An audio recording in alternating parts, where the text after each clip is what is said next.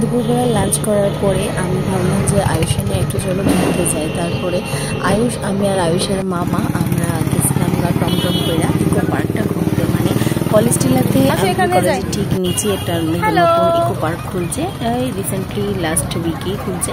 তো ভাবলাম হেরেনা কই যাবো, চলো একটু হেরেনা এটাই ঘুরাই। যদিও বেশি একটা ভিতরে আমরা গেছি না, কারণ প্রচন্ড বড় আসলো, প্রচন্ড হাঁটার জায়গা আসলো। তারপরে যতটুকুই গেছি মানে একদম কোথায় 5 ভাগের 1 ভাগ। তারপরে এই ডাউনটা আমার তারা মামা বাইকনা মিললে উড়াইছে, আমি উঠতেই চাইছি না। हम लोग टायर्ड हो गए, चिकन हजम हो गए।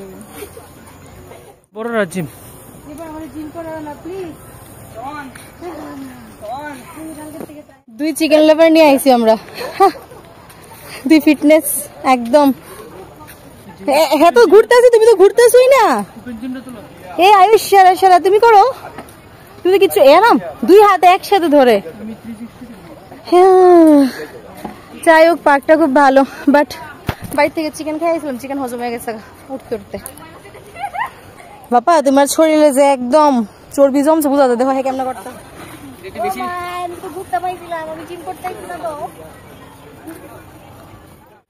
দেখো কি পরিমাণ ওজন বাড়াইছো তুমি, দেখো এদিকে এবার ঝরাইতা। ও আয়ুষ আজকে একদম 10 টাকা উসুল, 10 টাকা টিকিট ফি উসুল।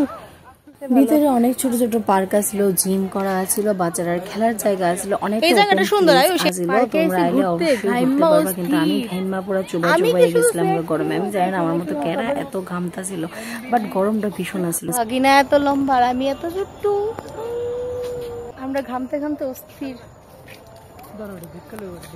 ওইখানে একটু ঘোরাঘুরি করার পরে আমরা পড়ছিলাম ট্রেন্ডসে। আর ট্রেন্ডসে হেয়ার লেগে একটা শার্ট চুজ করতে আসলাম। হেয়ার তো কোনোভাবেই পড়তো না, জোর জবরদস্তি করে পড়াইলাম। যাই হোক হেয়ার কাছে ওইটা খুব ভালো লাগছে, এটা আমার প্রথম দেখাতেই খুব ভালো লাগছে। তারপরে মামা ভাইগনা গেল লাইনে, আর আমি এদিকে একটু ঘোরাঘুরি করতেছি।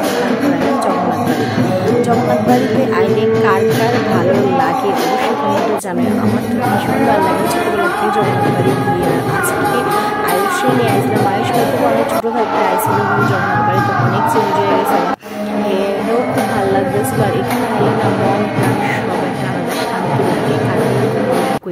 এরপরে আমরা আইছিলাম একটু পিৎজা হাটে। হের মামা কইতেছিল চলো পিৎজা ট্রিট করে আসি, তো হেরও খুব ইচ্ছা আসলো পিৎজা খাওয়ার। আর আয়ুষের মামার মধ্যে অনেক কিছু মিল আছে, আমি অনেক কিছু মিল দেখি, কারণ আমি অনিন্দর সাথে যেরকম আসি, তো অনিন্দর সব জিনিস আমি হের মতো দেখতে পারি। আর এখানে আমরা pizza, garlic bread, French fry, cold drinks অনেক কিছু নিয়েছিলাম। এদিক থেকে ভরপুর সবাই মিলে মজা করে খাওয়া দাওয়া করতে আসছিলাম। ঘুরতে বাজতেছিল প্রায় 7টা 7:30। আর ওই দিক দিয়ে দিদিভাই তারাও একটু বাড়ি ছিল ঘুরতে, দিদিভাই আর চিচু। তারপরে আমরা বাড়ি থেকে আস্তে আস্তে অন্য খাওয়া দাওয়া শেষ করে।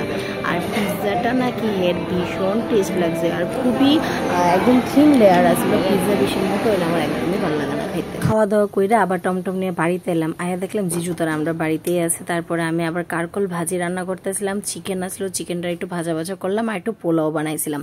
জামাই মানুষরা আমি কিতা দেওয়া খাওয়ান তো এত রাত্রে বলে আমি জিজুরা আটকায় রাখছি, জিজু তোমার খায়া যাইতেই লাগবো।